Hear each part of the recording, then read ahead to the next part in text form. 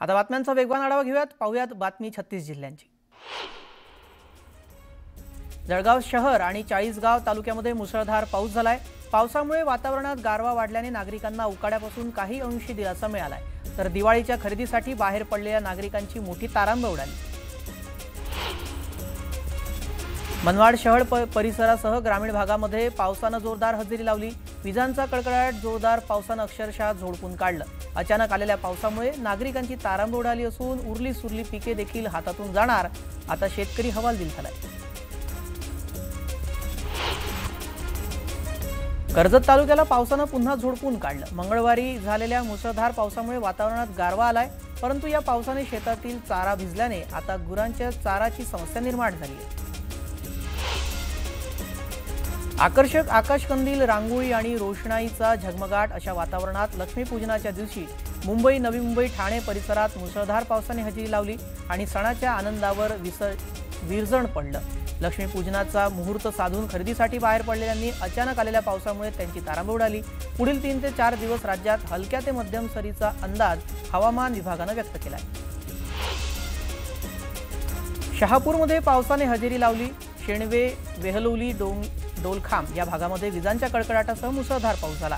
अचानक आलेल्या पावसामुळे नागरिकांची तारांबळ उडाली। शिर्डीमध्ये अचानक आलेल्या पावसाने भाविकांची चांगलीच तारांबळ उडाली। हवामान खात्याने दिलेल्या इशाऱ्यानंतर आज अहिल्यानगर जिल्ह्यासह शिर्डी परिसरात पावसाने जोरदार हजेरी लावली आहे। कोसळलेल्या जोरदार पावसामुळे शेतकरी पुन्हा संकटात सापडला असून आणखी 3 ते 4 दिवस पाऊस होणार असल्याचा अंदाज आहे। बीडच्या लिबा गणेश येथे बलिप्रतिपदा पाडव्या निमित्ताने शेतकऱ्यांनी बळीराजाला अभिवादन करत इडापिडा टळो, बळीचे राज्य येऊ अशी घोषणाबाजी केली आहे। सोयाबीन हमीभाव केंद्र तातडीने सुरू करून शेतकऱ्यांना भरीव मदत करावी अशी मागणीही शेतकऱ्यांनी यावेळी केली। भंडारा जिल्ह्यातील जांभोरा या गावामध्ये मागील 150 वर्षांपासून आगळ्या वेगळ्या पद्धतीने गोधन पूजा केली जाते। मागील 150 वर्षांपासून संपूर्ण गोधन जंगलात चराईसाठी नेतात। यावेळी कधी चुकून गुराख्याकडून गोधनाला मारहाण झाली तर त्याचं प्रायश्चित म्हणून संपूर्ण गोधनासोबत गावाला प्रदक्षिणा घातली जाते। ही परंपरा पाहण्यासाठी पंचक्रोशीतील नागरिकांनी मोठी गर्दी केली होती। हिंगोलीच्या वसमत तालुक्यामध्ये कुरुंदा येथील शेतकऱ्यांनी 1 दिवसीय उपोषण करत काळी दिवाळी साजरी केली आहे। सरकारने जाहीर केलेली आर्थिक मदत शेतकऱ्यांना मिळाली नाहीये। दिवाळीच्या आधी ही मदत न मिळाल्याने शेतकऱ्यांनी आंदोलन केलं। गोंदियामध्ये ओबीसी क्रांती मोर्चाच्या वतीने बळीराजा दिवस साजरा करण्यात आला, तर इडापिडा टळू दे, बळीचे राज्य येऊ दे असा नारा देण्यात आला। बळीराजाच्या राज्यामध्ये जशी सुखाचे आणि समृद्धीची स्थिती होती तशी स्थिती यापुढेही राहावी अशी मनोकामना करत बळीराजा दिन साजरा करण्यात आला।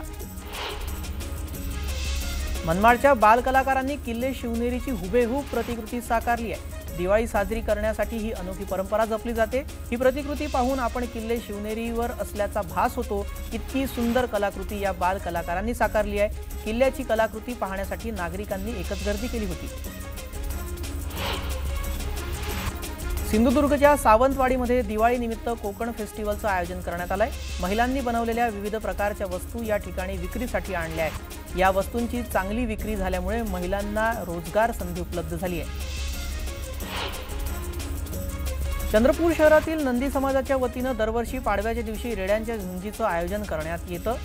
बलिप्रतिपदा म्हणून गायी बैलांना सजवून त्यांना गोडधोड खाऊ घालण्याच्या दिवशी रेड्याच्या झुंजीचा खेळ खेळला जातो।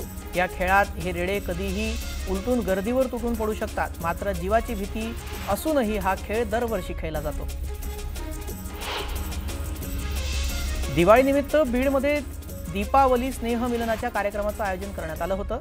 यावेळी शरद पवार गटाचे आमदार संदीप क्षीरसागर यांच्या पाठीवर माजी आमदार अमरसिंह पंडित यांनी कौतुकानं थाप दिली आहे। क्षीरसागर यांनीही त्यांचे आशीर्वाद घेतलेत।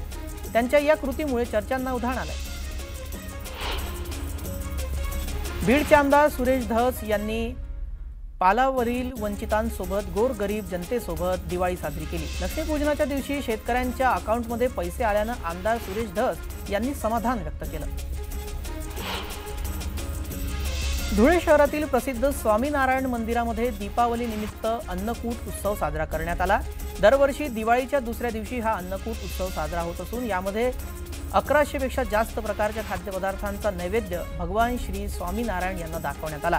यावेळेस 10,000 पेक्षा अधिक भक्तांनी अन्नकूट उत्सवाचा आनंद घेतला। गोंदिया जिल्ह्यामध्ये बलिप्रतिपदेच्या दिवशी सर्वत्र गोधन पूजा साजरी केली जाते। गेल्या अनेक वर्षांपासून ही परंपरा सुरू असून सर्व गोधन एकत्रित करत त्यांची पूजा ही गोवारी समाज बांधवाच्या वतीने केली जाते। यावेळी पारंपरिक पद्धतीने पूजा करत बलिप्रतिपदेचा दिवस साजरा करण्यात आलाय। दिवाळी पाडव्याच्या मुहूर्तावर सांगलीमध्ये हळदीचे सौंदे पार पडलेत। हळदीची जागतिक बाजारपेठ म्हणून ओळख असणाऱ्या सांगली कृषी उत्पन्न बाजार समितीच्या आवारात ही हळद सौंद्यात हळदीला 17,800 रुपये प्रति क्विंटल इतका उच्चांकी दर मिळाला। कराड बाजार समितीमध्ये गुळाला 4,501 रुपयांचा उच्चांकी दर मिळालाय। पाडव्याच्या शुभमुहूर्तावर गुळ सौद्याला प्रारंभ झालाय, तर अतिपावसामुळे गुळाचा दर 5,000 जाण्याची शक्यता आहे। त्र्यंबक रोड विस्तारीकरणाच्या नावाखाली अनावश्यक जागा खाली करण्याच्या कारवाईला शेतकरी व्यापारी यांनी विरोध केलाय।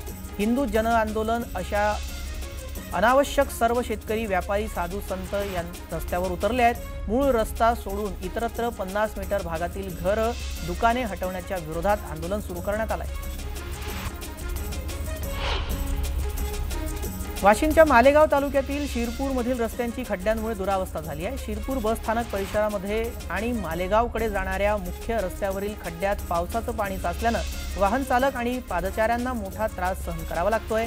यासाठी प्रशासनानं या रस्त्याची दुरुस्ती करण्याची मागणी ग्रामस्थांनी केली आहे। माणुसकीला निवृत्ती नसते याचा प्रत्यय धाराशिवमध्ये पाहायला मिळालाय। एका 69 वर्षीय आजीनं पतीच्या पेन्शनमधून आणि वैयक्तिक बचत केलेल्या पैशातून पूरग्रस्तांना 5 लाखांची मदत केली आहे। त्यासह उबदार कपडेही त्यांनी पूरग्रस्तांना दिले।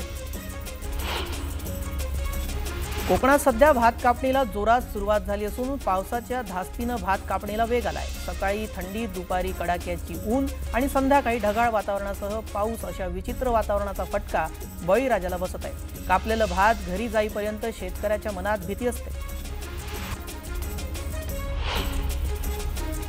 मालवणमधून 2 डझन हापूस आंब्याची पेटी साताऱ्यात दाखल झाली आहे। आंबा बागायतदार उत्तम कोंडेकर यांनी AI तंत्रज्ञानाचा वापर करून हापूस आंब्याचं पीक घेतलं आणि आंब्याची पेटी साताऱ्याला पाठवली। मुंबई महानगरपालिका निवडणुकीमध्ये काँग्रेस पक्ष ठाकरे बंधूंसोबत एकत्र लढणार नाही असं वक्तव्य भाई जगताप यांनी केलंय। यावरून मोठा गदारोळ उडालाय। मुंबई महानगरपालिका निवडणुकीमध्ये राज ठाकरे सोडाच पण आम्ही उद्धव ठाकरेंसोबतही लढणार नाही असं भाई जगताप म्हणाले। मुंबईमध्ये काँग्रेसने स्वबळावर लढायला हवं। स्वबळासंदर्भात काँग्रेसच्या बैठकीत आम्ही भूमिका मांडली आहे। काँग्रेसच्या सर्व कार्यकर्त्यांची स्वबळावर लढण्याची इच्छा आहे। शिवसेना मनसेसोबत जाण्याची कार्यकर्त्यांची इच्छा नाही असं भाई जगताप यांनी सांगितलं।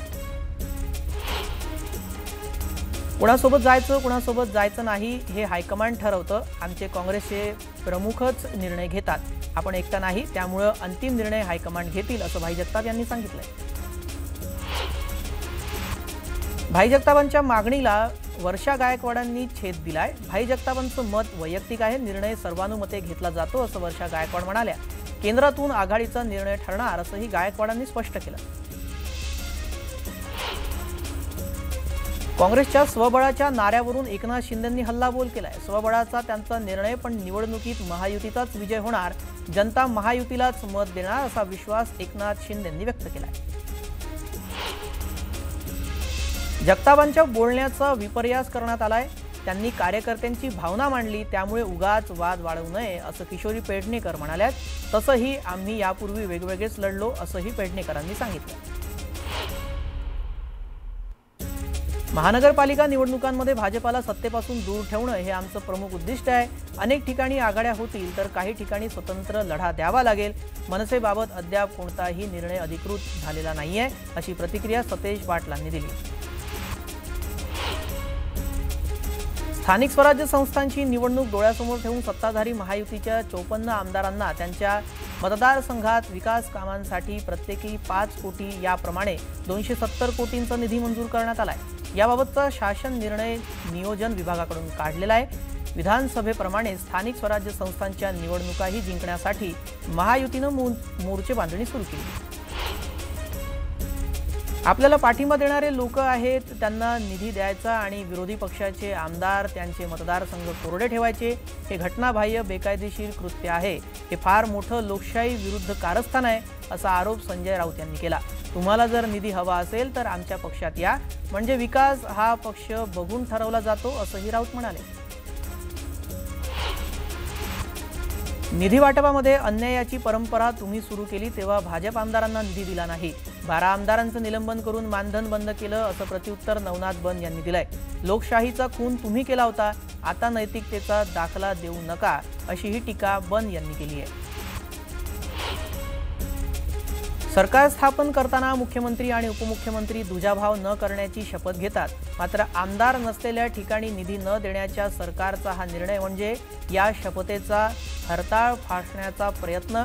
आमदार सतेज पाटील यांनी राज्य सरकारवर असा जोरदार हल्लाबोल केला। निधीच्या आमिषानं मतं मिळणार नाहीत असा टोलाही त्यांनी सत्ताधाऱ्यांना लगावला। सिंधुदुर्गमधील कुडाळ शहरातील श्रीरामवाडीमध्ये स्मिता पुरुषोत्तम तांडेल यांच्या घरामध्ये चोरी झाली आहे।